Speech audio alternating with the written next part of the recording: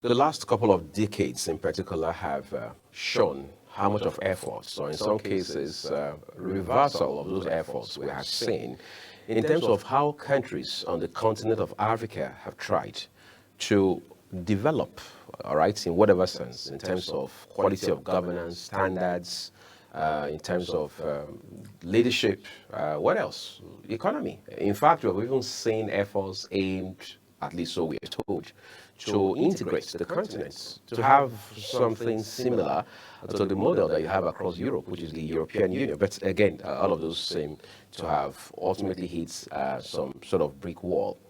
If you drill down to West Africa in particular, I mean, see what has happened in the last 2 to 5 years, all right, within this block. Look at Burkina Faso, look at Mali, look at Niger Republic, look at how their relationship, I mean, these three countries, these Francophone countries, have had a relationship that has gone sour with Europe, especially with France.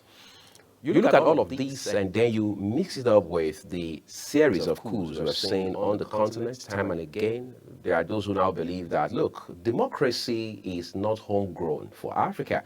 Therefore, it is trying to superimpose a model of government that will never work given the trajectory we've seen for several decades across Africa end to end. But the question is, what exactly should be the kind of well, governments that will work for Nigeria? Is it the variance, quote unquote, that we have seen in a place like Burkina Faso, for example, under Captain Touare, which some persons have hailed as being pragmatic and result-oriented? Some even say it is, well, forward thinking. However, there are those who question how much of impacts, negative or positive, these kind of or the style of leadership has had on the people of Burkina Faso. Well, let's talk about this real quick. My colleague and I, Queen Agaba, will be discussing with Dr. Babayo Sule, who is a senior lecturer in the Department of Political and Administrative Studies at the National University of Lesotho in South Africa. He joins us this morning via Zoom. Dr. Sule, I'd like to say first off, a big thank you for jumping on this conversation with us this morning. Thank you very much. I want to say a very cool good morning to you and to listeners out there. All right.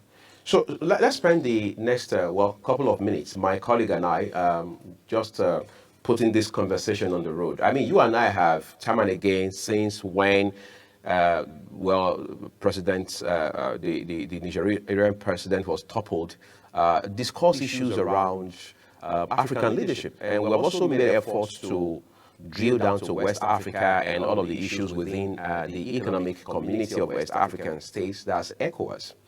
As of today, things have moved real quick in the wrong direction. Many experts, academics like yourself would say, talk to us about where we are today in terms of the kind of leadership that we have on this continent of Africa.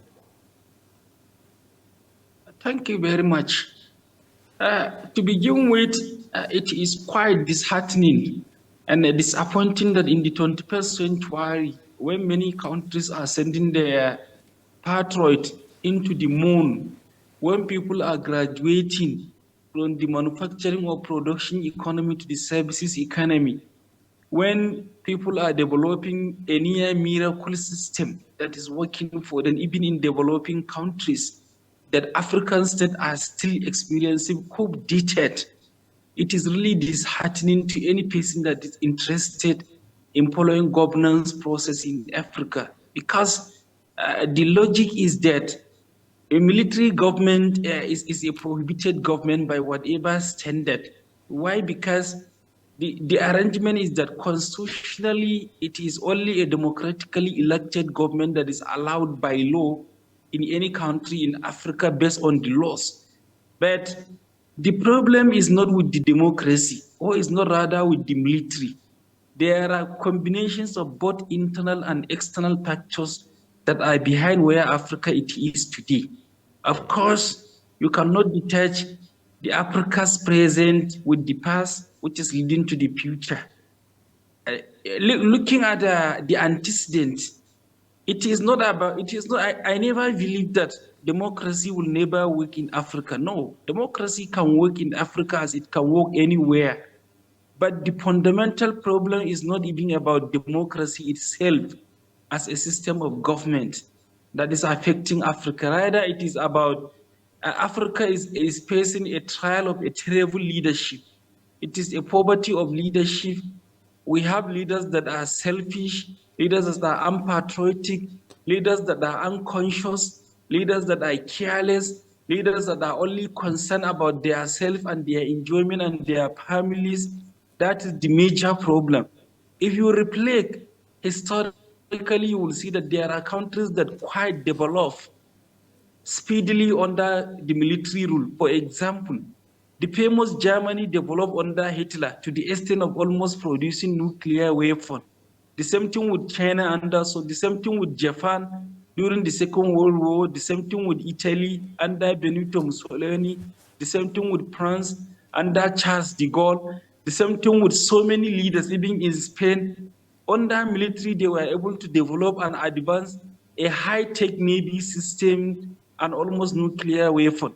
And if you look at a socialist democracy, there are countries that develop under authoritarian socialist democracy like China today, like Soviet Union, like Cuba, and there are also countries that are able to navigate and develop under a liberal, flexible, free liberal democracy like the US and other Western world.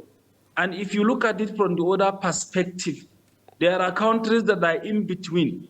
They are neither authoritarian nor socialist democracy, but they have what you call benevolent dictatorship, as in the case of Malaysia, Singapore, Taiwan, Thailand, and so many other Asian tigers that are now today exhibiting a near miracle economic system in which many people are citing examples with them.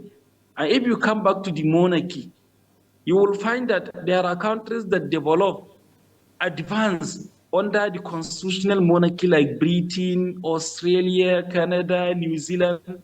And there are countries that are today advancing rapidly under a non-constitutional or absolute monarchy.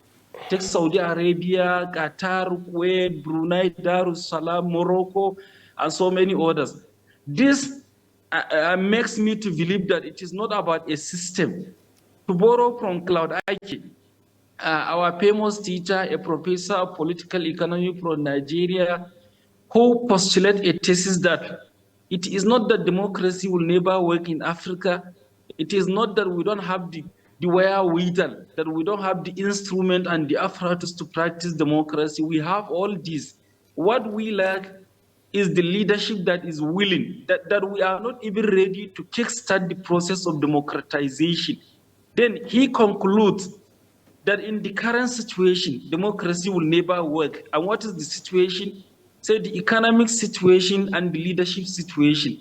Because democracy thrives where the economy flourishes, where people's vote cannot be bought, where you will not see leaders buying vote, where you will not see bribery and corruption during election, where you will not see rigging and manipulation, but the will of the people always prevails when it comes to choosing a leader that they wish. And then the second factor, according to him, is in as much as we don't have civic education of politics and democracy, it will never work. Because no matter what you will say now, no matter what we will discuss, there are those out there that are ready to sell their vote as low as 2,000 or 5,000 naira. If we have such situation, and then we have leaders that are always willing and ready to go to any extent in order to rule for their own self-aggrandizement, then democracy will never work in Africa. But can we continue to fold our arms and see this current scenario continues? No, the phenomenon must be tamed. We must stop it. Now, coming back to your question, the major reason why we are in this nemesis to the extent that people are now confused. See how, for example, Burkina Faso's president, Ibrahim Traore, is now amassing a massive sympathy, a support across all Africa by almost all citizens across various countries, despite the fact that many are saying that he's a propagandist, He's just busy displaying propaganda. Burkina Faso is becoming worse. When he took over the power, we know that the country was facing the activities of jihadist insurgents across various parts of the country, that the situation is even becoming worse and alarming, that the economy, of course, Burkina Faso is a mineral resource rich country, but was made poor by the excessive exploitation of France for many decades and so many other things. But the president is gaining sympathy. Why?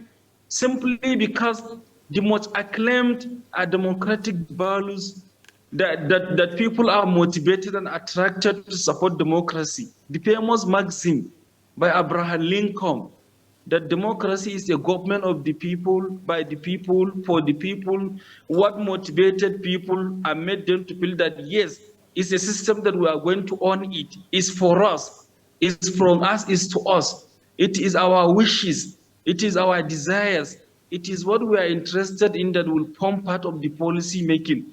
Is not realizable, is not been actualized on the African continent because our leaders are busy serving themselves.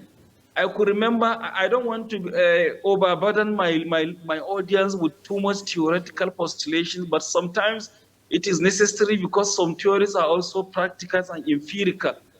There is an American scholar, John Beckman, who studied the Nigerian state in 1983. He titled the work, Whose State and Economic Development. In the study, he asked three fundamental questions: that who is serving Nigerian state? Whose Nigerian state is serving? To whom does the Nigerian state belongs to? He concluded that the Nigerian state serves three categories of people. Number one, international capitalists. Number three, the domestic capitalists. Number third, the ruling class. That these three categories, the international capitalists, the domestic capitalists, and the ruling class, are the ones that the Nigerian state is serving. They are the ones that are enjoying the Nigeria's resources. They are the ones that almost possess and own the country, and not the citizens of the country. This violates the fundamental principles of democracy, because in a democracy, both the government, or rather both the governance process and the economy, should belong to the citizens. You can find, I can say this without any iota of doubt, that there is no continent that is blessed with mineral resources like Africa. If you go to the Niger Republic, it's uranium. If you come to Nigeria, it's oil, coal, zinc, iron, rubber, agricultural resources, natural weather. If you go to Burkina Faso, they have many mineral resources. If you go to Congo, it's cobalt, lithium. If you go to Ghana, it's gold. If you go to Ivory Coast, it's ivory and other mineral resources. If you go to Mali, it's gold. If you go to Sudan, it's gold. If you go to Algeria, it's oil. If you go to Angola, it's oil. If you go to South Africa, it's diamond. If you go to Botswana, it's I can go on mentioning, but no continent is as far as Africa. Then why? The answer is simple. It's because the external factors, those outside, I have once challenged the so-called Western crusaders of democracy that you are not willing, you are not sincere that Africa should democratize. If you are really sincere, why are your agents like the IMF, like the World Bank, are insisting that we must implement some detrimental, dangerous economic policies that are inimical to the survival of the African citizens? If you are really serious, you should allow our leaders to initiate indigenous economic policies that will trickle down to the masses, so that All right. people Dr. will. Sule, I mean, so much to talk about this issue. My colleague is going to jump in shortly. But I wanted to ask you this quite frankly, right? Just this last weekend, for example, we saw what happened again in one of these African countries. Of course, we have seen both. We've seen Togo, for example, where you now have an honorary presidents. I don't know, I mean, as an academic, if that's a term you are used to, honorary president, but that's what we have in Togo right now. And you move away from there, you're hearing stories across Africa, how things are moving so fast, and you're seeing all kinds of elections being conducted, questions being asked, opposition being gagged, in some cases incarcerated, and all what's not. And most times we blame all of these on some Western influences. Are we taking responsibility as a people? Yes, that's exactly what I'm saying. In as much as we are linking the nemesis of this democratic failure to the external forces because of their interest in our resources, we are also responsible. We are the ones that are sabotaging democratic practice on Africa. What you just mentioned in Congo, what is happening in Cameroon, where one ruler, I would rather call him ruler and not a leader, has been ruling for 45 years, during which period that the United States has not less than 12 presidents, during a period in which the UK has not less than almost 15 prime ministers, during which many countries that are genuinely operating democracy are having many rulers. When many of us, including me and others, were not even born, one ruler has been bending the rules and continuously ruling. See the like of Yoweri Museveni in Uganda, who now has overstretched the limit of his ruling. He is now busy uttering rubbish before the public because his mental disposition has deteriorated to the extent that he could no longer appear before the public and say any meaningful things. See what is happening in South Sudan, where the president is now almost being supported to even move, and so many other things. In this regard, what the rulers are doing is sending a message to the African citizenry that there is no any divided line between democracy in Africa and a military or any other form of ruling. Because democracy is not by name. It is not just simply because you can organize a charade, because some charlatans will perpetrate a charade call elections, just in which periodically you will just conduct some sham, just where people will just be hoodwinked and deceived that election has taken place, but then the process is manipulated entirely in what is nearly just a ceremony, what a crowning ceremony, just like a monarchy. And then you continue to rule to your own wish, and then you call this system a democracy. Just simply a periodic election is not enough to qualify a system to be called a democracy. A government that operates a constitution is not enough to qualify the system to be called a democracy. So also, because just your leaders are recognized legitimately as elected does not qualify a government to be democracy. Constitutionalism, responsibility, responsiveness, representation are what qualifies a system to be called a democracy. They are what people are looking for. They are what differentiate an authoritarian or military system from democracy. Don't forget that Africans have fought doggedly in the 1990s against the military rule and for the entrenchment of democratic system. Unfortunately for the Africans to encounter another military in disguise, where our rulers, I'll call them rulers in quote in bracket, are just to a certain extent. To a certain extent, sometimes what some of these so-called democratic rulers are doing, like what happened in Congo, where you just crown someone in the name of democracy, is even worse than what some of the civilian rulers are doing. Let me just give you an example with Nigeria. When President Ibrahim Babangida wanted to introduce structural adjustment program, he subjected the provisions, the content of SAP before the public debate, where scholars, academic, the media, Nigerian citizens debated and argued for almost 4 months, and then came up with a position. Some are in support, some are against, even though those that are against it are the majority, but yet he went ahead to implement. But at least he has respected the Nigerian citizens as a military man by subjecting an economic policy before the court of opinions. But imagine what now our so-called Democrats are doing. Imagine a president submitting a tax reform bill to the National Assembly after all the outcries. He is saying there is no going back. Imagine a president signing a Samoa agreement where there are outcries, we are even asking that why not subjected the agreement before the public so that we can scrutinize it. He is saying there is no going back. Imagine a president removing subsidy illegally without even taking a bill or a motion to the National Assembly before even being sworn in into the office, before even sending a bill to the National Assembly seeking for an authority to remove that subsidy for the month of May and June. Imagine a president doing so many things without contacting or consulting anyone. And if you complain, he will tell you that there is no going back and we cannot stop doing it. And this is a president that you use your thumb to elect him. He hasn't taken power with the use of the gun barrel. So in this regard, how can you convince people that this is a democracy that we have fought for? How can you convince people that this is better than the military that we have detested? Of course, you can say it is only better because this one is constitutional, the other one is unconstitutional, is not recognized by law. So therefore, we have a long way to go in Africa. If we really want to democratize, and as I mentioned before, sometimes it is these external forces that are not even interested in seeing us democratized. We have seen how they had used their own external forces in order to remove Gaddafi, when the people of Gaddafi are not saying we don't want you, but it is NATO and the US that do not want you. We have seen how they removed an elected president, Mohamed Morsi, in 2013 in Egypt.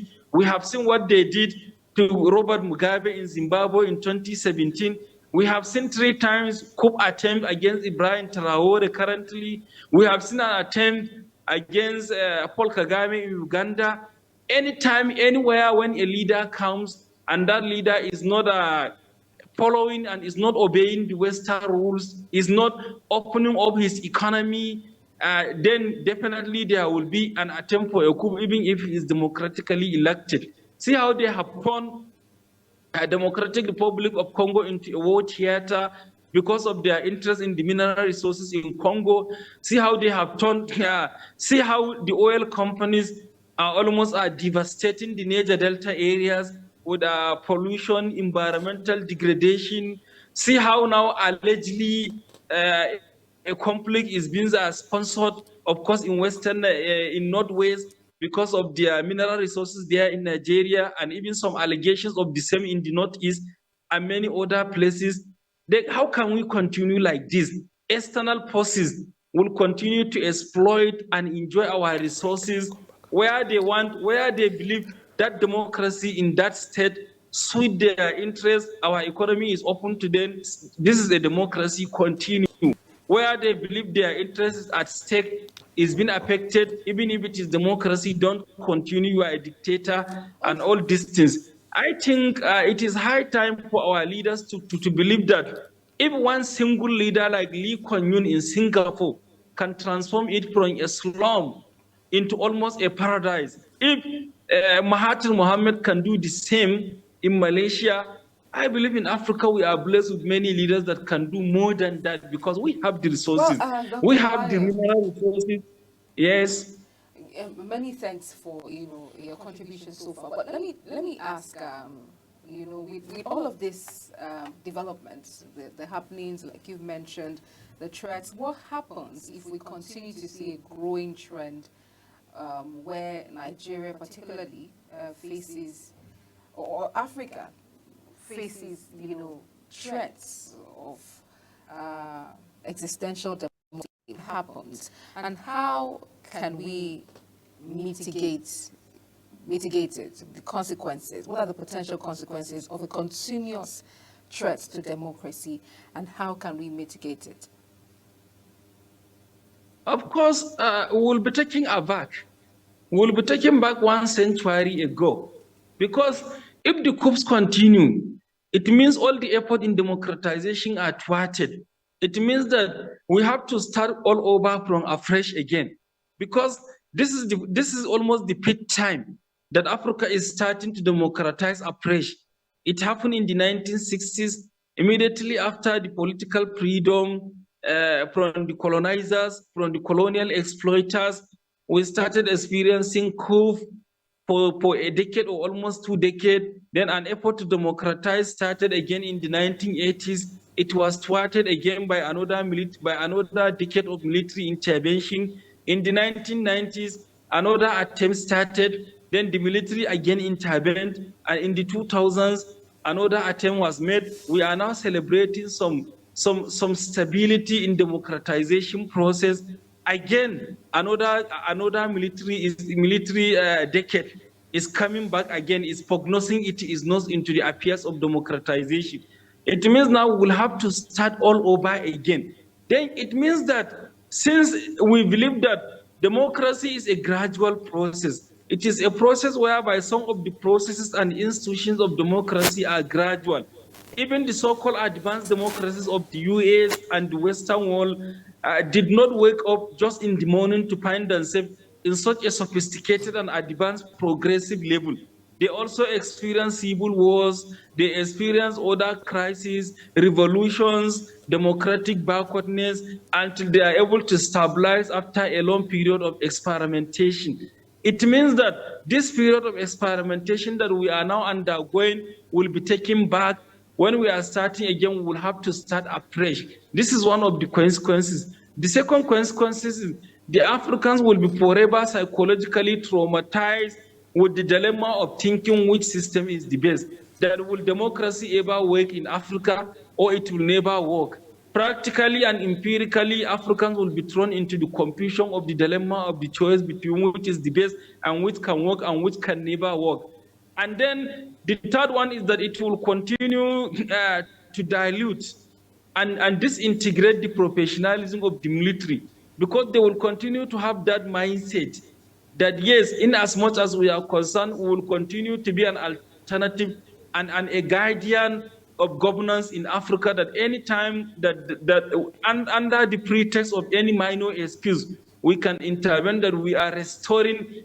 Anytime they intervene, the military, they almost have flimsy excuses. Before they will tell you misgovernance, socio-economic crisis, social biases, political instability. But currently, if you look at some of these rulers, especially in Mali, in Niger, in Burkina Faso, in Gabon, they are giving some excuses that they are now chasing away France because of economic exploitation, because the African leaders are being submissive.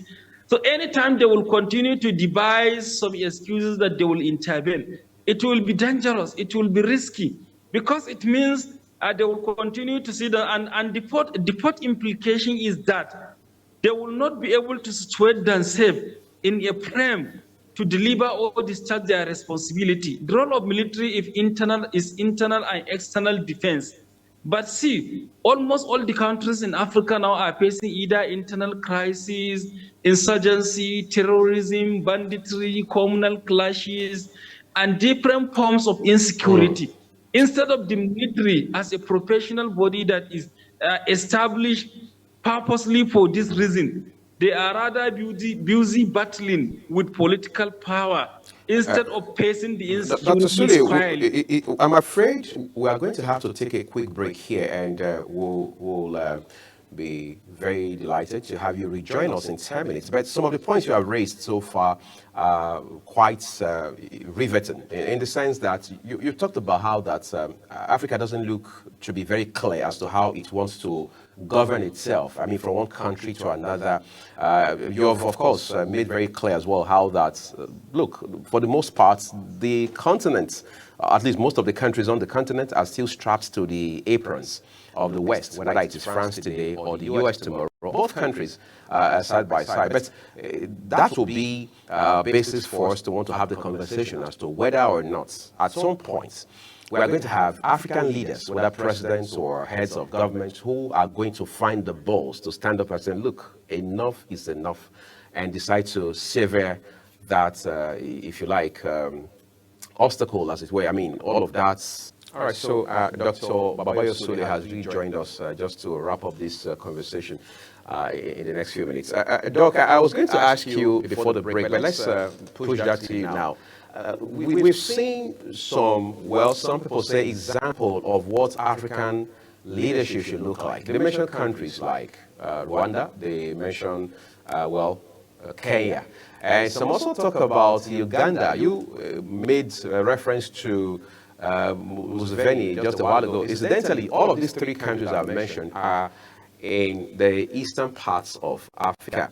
Do you think these presidents, especially a man like Paul Kagame, are examples of what African leadership should be like? Because on some level, they have been able to stand up to, well, let's say some measure of Western influence, even though in the case of a man like William Ruto, the president of Kenya, they still say, well, he has not been able to divorce, himself and his government from the dictates of multilateral institutions like the World Bank and the IMF. Let's talk about this. Yeah, thank you very much. Well, to a certain extent, yes, but to a lesser extent, no. Because Paul Kagame is also accused of dictatorship, even though what dictatorship means is also a subject of debate.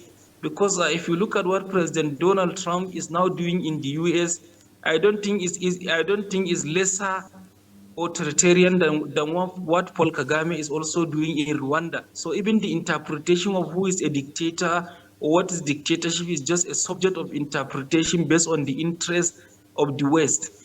But definitely political freedom is fundamental. We were warned by the pioneer Ghanaian president, Dr. Kwame Nkrumah, that Africa has no political freedom. What we have is just a relinquish of power from the white to the blacks, just exactly what also Frantz Fanon mentioned in Algeria, that colonialism has not ended, that this our economic and political control has only changed hands from the white marks to the black marks, but it has not changed. Until and unless we are absolutely free to determine our internal policies economically and politically, I don't think we'll progress. I cannot fathom a situation whereby I possess my resources, it is my house, and then someone will come and tell me what to do with my resources and what to do with my house. These multilateral financial and political institutions, as you mentioned, they are not our partners. They are just loading it over us. They are just imposing and superimposing and imposing policies on us that they believe are not good for us, but they are only good for them. I still cannot understand the reason why IMF will go to the US and ask them to adopt SAP, and the economic advisor to the President Bill Clinton, Joseph Stiglitz, will look at them and say, you are very stupid. Who are you to come and tell US what to do with its economy? The same IMF will still be coming to our countries and telling us that do this, do that with your economy. In which way are we different with the US? Are we not sovereign, independent states? If you are loaning us money, you are also loaning the US. Why are we loaning the US money without such conditionality? And you are loaning to us with such conditionality that is very harmful to our economy. Our leaders need to wake up to understand that unless and until we shake all the shackles, all the encumbrances of this bondage, we will never progress, because they will never allow us. Because let me tell you one secret: the poverty of Africa is the prosperity of the West, and the prosperity of the West is the poverty of Africa. Remove Africa from France, France will be as poor as any other country in Africa. Remove Africa from China, China will be declining and economy will be falling backward. The way the system is in the international political economy, you must produce in excess and then you must export the excess in order to get more income than expenditure for your economy to grow. And Africa is exactly the opposite. We are importing more. In fact, we are taking loans in order to import more luxury goods, and then we are exporting only mineral resources that are unprocessed goods. And then these unprocessed goods are purchased at a very cheap rate. And by the time they are processed into finished good, they are sold back to us at a very expensive and exorbitant rate. This is the current arrangement of the global political economy. And our leaders are happy with it because they are enjoying the proceed. They are just enjoying their life and privileges and luxuries of life. They are not conscious and patriotic. So therefore, we need freedom. But that freedom should not be an authoritarian freedom like that of Paul Kagame or Yoweri Museveni, where a ruler will stay for almost 20 years, will continue to bend the democratic rules, to continue to initiate an entrenched constitutional amendment to rule for lifetime. No. Let there be genuine democratization whereby any ruler that spent his two-term legal tenure should give way. What we need to do is leaders that are selfless and committed to national development, whereby they will initiate such enduring policies that even if they leave, anyone that comes must build on these policies or people will show him the way out. Just by doing this, I think we are okay and good to go.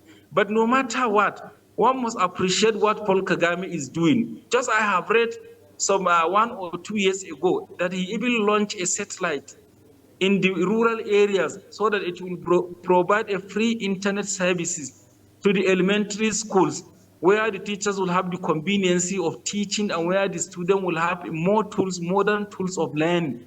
Imagine our Nigerian universities and other universities in Africa, even the lecturers do not have access to the internet, talk less of the student. When a primary student in Uganda is having that, it is really, really annoying, astonishing, and it's something that we need to work on.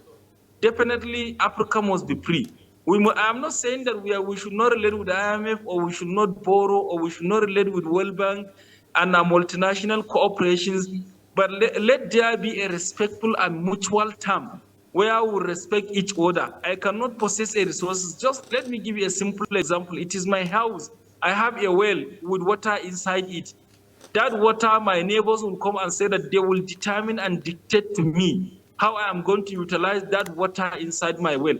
This is a very common example of our relationship with them. How can that be? Why don't you said you are here to assist us. You say you are here to benefit us. It has been mentioned that the French president was saying that the African countries are ungrateful to the France because the France has been assisting them. Since they are now telling you that you are no longer wanted, go with your assistance. Forget about their ungratefulness. What you have done before, God will reward you. What you are going to do in future, since it is to their benefit, don't do it. Let them just go and suffer if you are genuine. But it is not. It is. And that's why you are coming with all bogus and dubious claims in order to continue to lord it over our resources. I am telling you and I'm sending a message to them that this will not continue under us. I'm not going to be a leader. I'm not praying to be one because I don't want to shoulder the responsibility.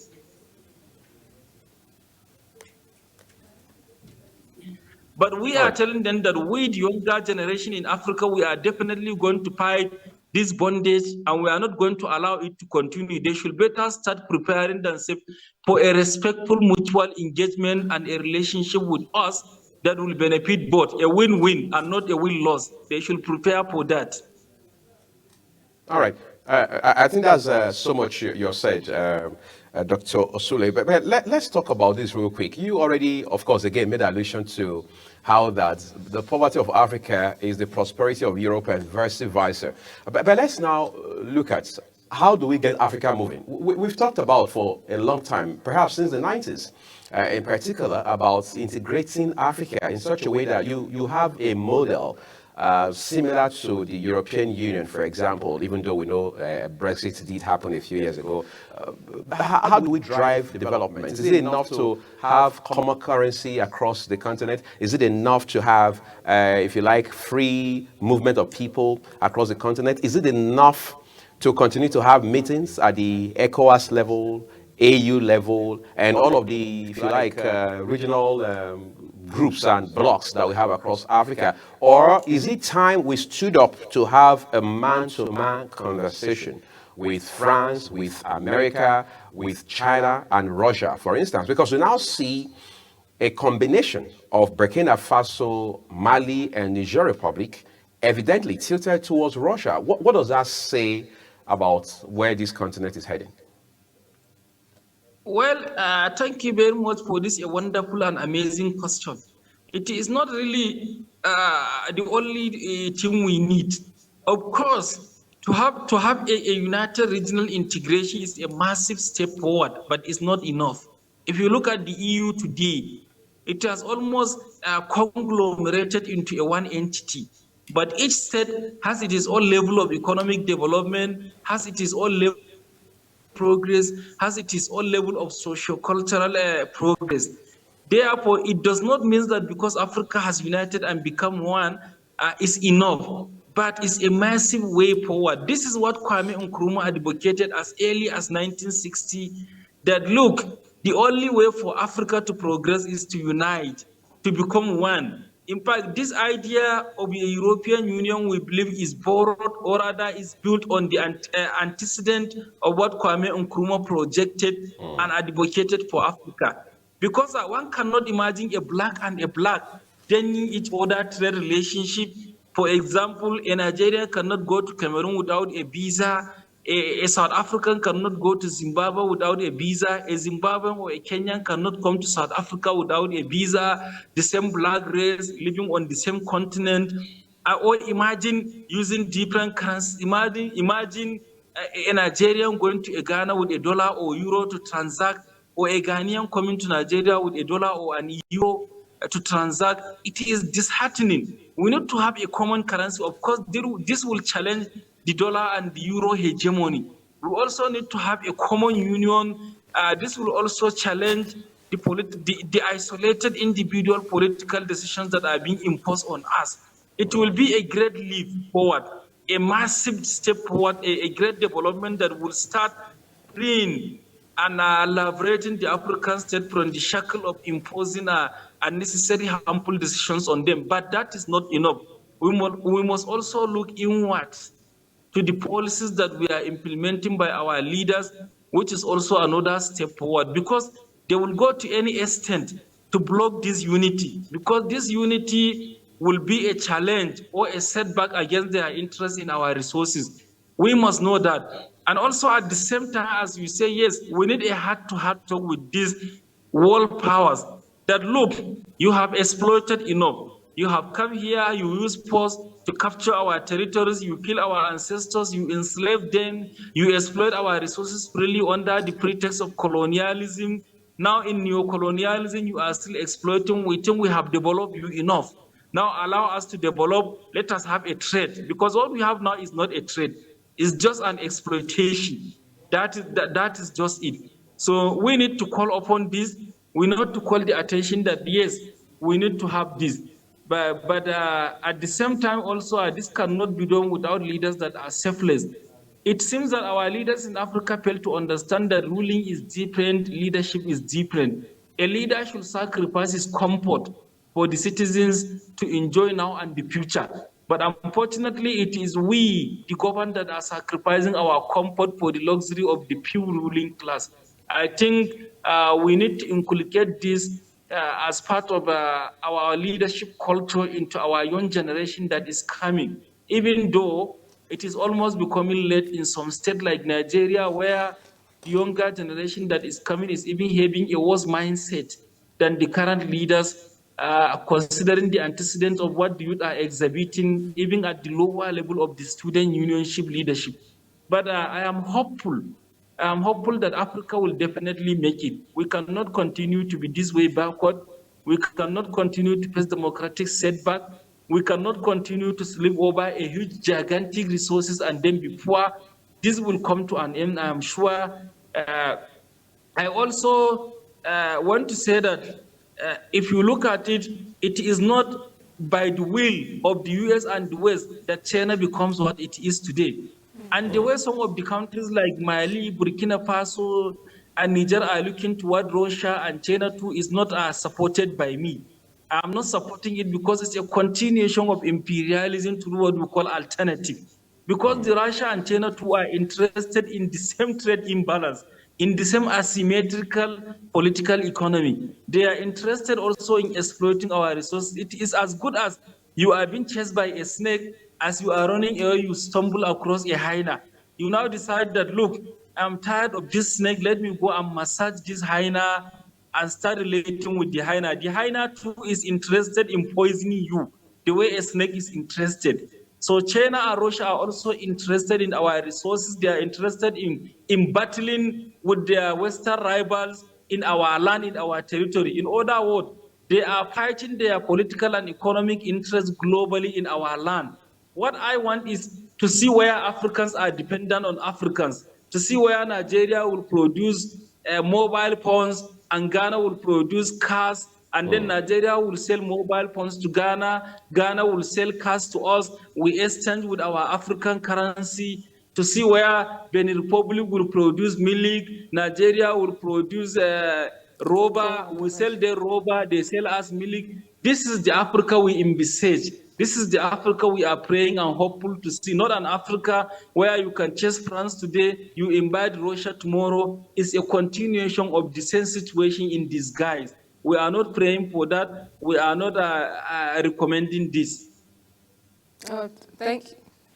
Thank you, Dr. Babayo. But moving on, let's look at Africa's youth, who make up a vast population, a large population of the growing population in Africa, the youth in particular. How can we see to it that the youth are engaged, they participate in democratic process to ensure that their voices are heard, and not just for the youth? Okay, so this is going to be a double-barrel question. The media, organizations, various organizations, individuals, how can we all come together to see strengthened democracy in Africa? Thank you very much. Let me start with the latter question before the former. In the case of the media, what they need is just simple, just media freedom. You give them the necessary freedom because a media is now part of a civil society, and a civil society is a government within a government and a government outside a government. They are custodian, they are watchdog of the society. Where there is media freedom, the only thing that the government needs to do is to ensure that there are regulations and there are ethical standards that the media are maintaining. They have to operate their responsibility within the guideline of ethics and responsibility and professionalism. This should be given to the media, and the media is good to go. They will engage in investigative journalism, reportive journalism, and in all forms of enlightenment. That's what they need from their own part. From the part of the youth, what we really need, honestly and actually, is empowerment. We need to empower these youth by engaging in sound young policies. It is such as a sound and quality education. If you look at most of the African countries and their education budget, it is falling short of the anticipated requirement. Now, we should invest massively in education. We should invest massively in healthcare. We should invest massively in social security for the youth. This will empower them to grow with the feeling of belongingness to the society. And then they will be powerful and strong enough now to have a mindset that will serve their society. As it is now, the African youth are losing confidence in Africa, and they are going to the extra mile of subjecting their life to the dangers and hazards of nature in order just to escape from Africa through an illegal route. See what is happening in the Libya route, through the Algeria, through Morocco, to the Italy and all other places, just because they are trying to escape from the predicament of the terrible socio-economic and political policies meted on them by their rulers. If we empower them by giving them sound education, sound healthcare, social security, guaranteed jobs, sustainable development, they will be empowered. They will give their own part. We have talented Africans. Go to the Europe, go to the US, go to the even China today. You will see that those that are expert in various fields, in the academic, in the healthcare, in the ICT sector, in the manufacturing, in the all other forms of professionals, the blacks and the Africans are there developing these countries for a token, for a money given to them. To them, they are in their environment is a token. To us, it's a huge amount of money. So therefore, if we can build ours in our environment, I think that will serve good and will be good to go as since some statistics indicate that about 60% of the Africa's population is a young one. So therefore, we need to motivate these younger ones in order to come as a generation that will rescue Africa and take it to the promised land. Let's wrap it up now with a matter of life and death, as I like to call it, which is the challenge of insecurity. I mean, look at sub-Saharan Africa today. It is one form of name or the other in terms of criminal groups. At the point, for example, Boko Haram, just a few years ago, was ranked the deadliest all right, terror cell in the world. At another point, the index placed it as the second on a global scale. Today, beyond Boko Haram, we're looking at ISWAP, we're looking at, back at home in Nigeria in particular, we're looking at the Lukurawa group, and then, of course, you have kidnapping, you have all sorts of criminality, all right, ravaging the entire space. Can we progress in error? Can we continue to have this sort of vicious circle and expect that Africa will move a pin? Well, unfortunately, there is no way a society can progress under a serious insecurity threat. The way the sub-Saharan Africa is besieged by the monsters of insecurity of different varieties, transnational organized crimes, and domestic crimes, it is difficult for us to settle because in the first place now, a huge amount of budget is allocated for counter-insurgency, counter-terrorism, and counter-transnational organized crimes. Such a huge budget should have been channeled into the provision of social security and investment in education and health care. But what our leaders fail to understand is this volatile situation, this insecurity threat is as a result, is a reminiscent of the social insecurity that is being neglected for many decades. The poverty, illiteracy, disease, corruption, inequality, political instability, and many other socio-economic biases, they are exactly what culminated into the current situation, leading to this armed group violence. And so therefore, in order to counter this violence, we must go back to the drawing board. We must counter squarely such socio-economic biases or insecurity. And that's what our leaders are not doing. Instead, they are rather escalating the situation. Poverty is increasing, illiteracy is increasing, disease is neglected, inequality is manifesting, corruption is taking a new dimension, and so many others. Therefore, with the monster of insecurity, we are not going anywhere, but rather we are gradually sinking. The boat is sinking, either consciously or unconsciously. Therefore, and we must know that the issue with insecurity is if, in as much as it is not affecting a common citizen and the ruling class are protected, a time will come, God forbid, I'm not praying for that, where we will slide into the Colombian or Mexican situation or some South American situation whereby warlord will be taking over and capturing the state of the control of the state apparatus. Just the way now we are seeing Boko Haram controlling some areas, the way bandits are controlling some areas, and there we see many other armed groups controlling places in Chad, in Sudan, in Central African Republic, in Burkina Faso, in Mozambique, and many other states in Africa. A time will come if care is not taken, there will be a configuration of a state where power is divided between those who rule at the comfort of the state headquarters and those who will be ruling at the periphery. We are not praying for that. It is already happening. So therefore, the earlier we wake up, we and our leaders, to understand that we cannot move without countering this, the better. And it's in as much as we are not serious about this, then we will continue to be swallowed by this challenge, and I will not go anywhere. Okay, I think that's where we're going to draw the curtains on this conversation. I would like to appreciate you for your time and expertise joining us live from Lesotho today, South Africa, Senior Lecturer, Department of Political and Administrative Studies at the National University of Lesotho in South Africa, Dr. Babayo Sule. We appreciate you and we wish you an amazing day ahead. Yeah,